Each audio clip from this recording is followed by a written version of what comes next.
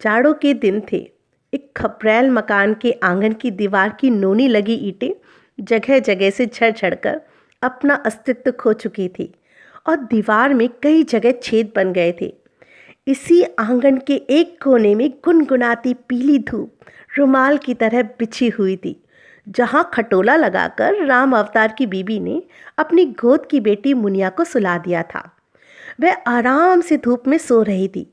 राम अवतार की बीबी आंगन के बाहर चापाकल पर बर्तन धोने चली गई थी।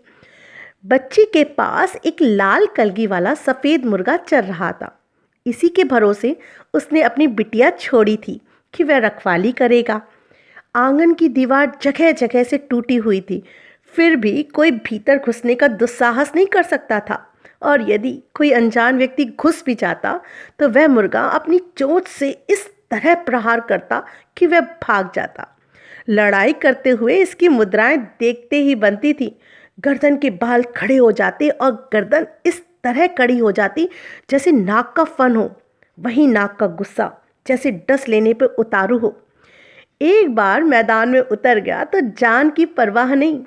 दुश्मन चाहे कितना भी बड़ा क्यों ना हो, उसकी हिम्मत से बड़ा नहीं हो सकता था।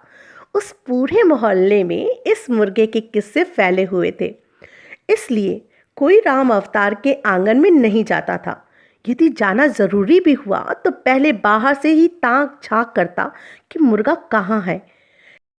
पूरी कहानी सुनने के लिए आज ही प्ले स्टोर से डाउनलोड कीजिए गाथा ऐप या फिर लॉगिन कीजिए www.gathaonair.com पर और सुनिए हजारों कहानियाँ, कविताएं, धर्म अध्यात्म से जुड़ी बातें, जीवन में सफलता पाने के सूत्र और भी बहुत कुछ सिर्फ गाथा पर।